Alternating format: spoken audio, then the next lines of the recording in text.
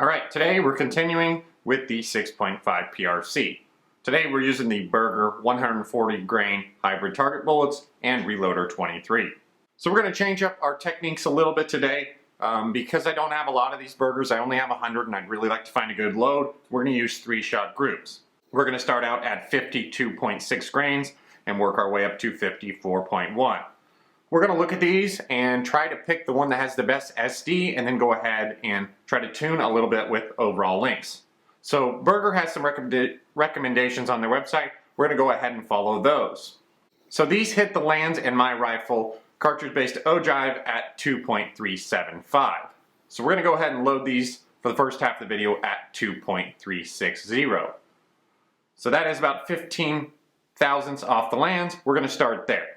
Like I said, we're going to use 52.6 grains up to 54.1 grains. After we determine which one provides us the best velocity data, then we are going to go over and tune the overall lengths like Berger states.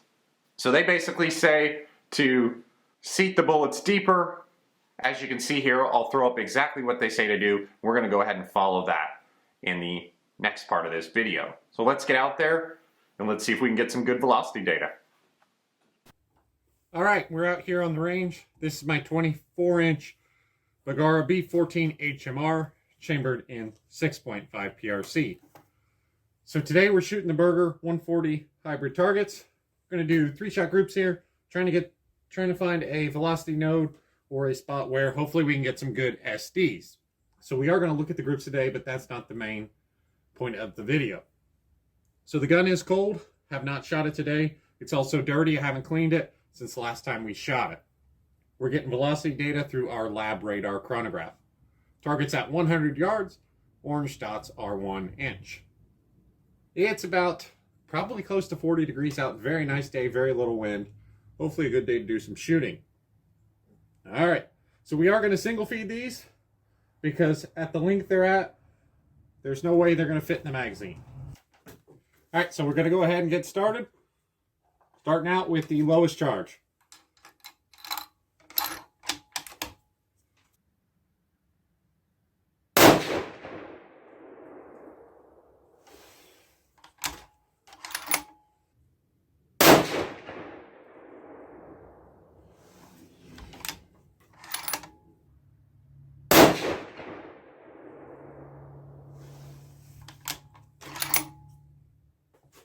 All right, so not bad numbers on that one. Average of 29.17 with a standard deviation of 6.3 and an extreme spread of 12. Go ahead and move on up to the next charge.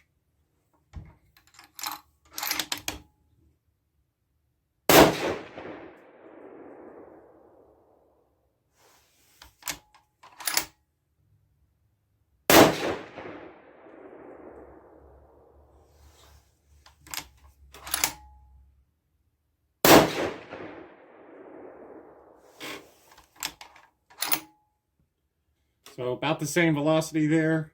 Standard deviation of 5.7, extreme spread of 11. Moving up.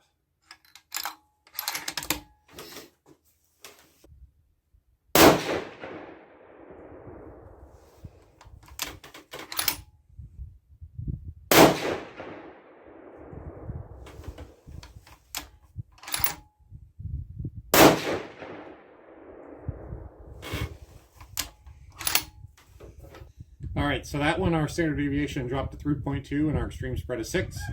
So best one so far. Moving on to our last group.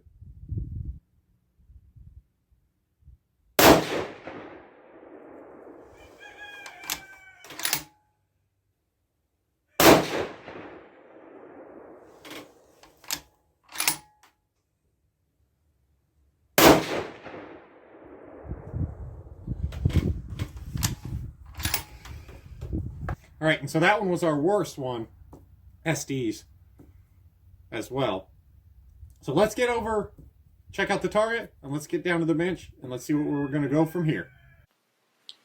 All right, so we're back at the bench here. We're looking at the top groups there. Ignore those bottom ones for now. The first group at 52.6 grains shot a SD of 6.1, extreme spread of 12, and 29.17 for velocity. Moving on up to 53.1. Shot an SD of 5.7, an extreme spread of 11, and at 2,937 feet per second. Moving on to our next group at 53.6 grains. Standard deviation dropped all the way down to 3.2, extreme spread of 6, 2965 for velocity. Moving on to our last group there at 54.1 grains. Standard deviation jumped all the way up to 13.6, extreme spread to 27, and velocity just under 3,000 feet per second at 2995. So I tried to ignore the group size here and just pick the one with the best extreme spread in SD, which was pretty easy in this case. Went up to 53.6 grains. So then we went ahead and we tried 3 more different overall lengths. So we tried the 2.360 cartridge-based ogive in this test here, and we're going to go ahead and make them shorter from here. Going to 2.325, 2.285, and 2.245. So again, this is pretty much what Berger recommends to try. So as you can see, we've already shot these groups, but let's get back out on the range and let's watch them get shot, and then we'll be right back. Alrighty, we are out here on the range. The target is at 100 yards. We're using the same charge for all of these. I'll throw it up on the screen here, and we're doing 3 different overall lengths. So the reason why we're doing 3 instead of 4 is because we shot one of the overall lengths earlier in this video, and there's no reason to try it again. So we're shooting 3-shot groups. Gun is cold, and the gun is clean. Using our lab radar for velocity data. Alright, so we're going to go ahead, start out with our first shot here.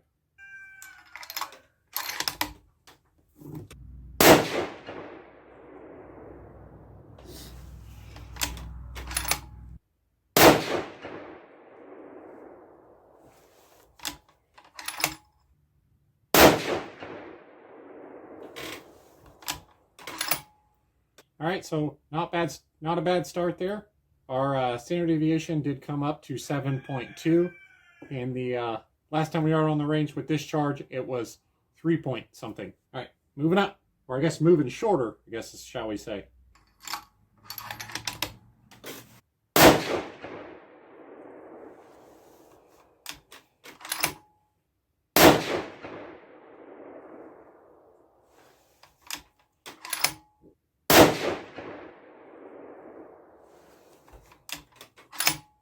All right, that standard deviation came up to 9.3. All right, shortest group here.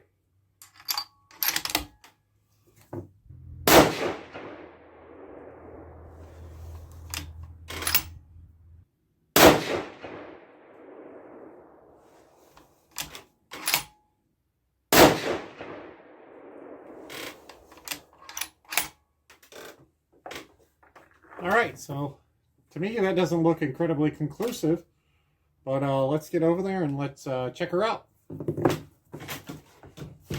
All right, so we're back at the bench here, and we're looking at things, and not a real conclusive result.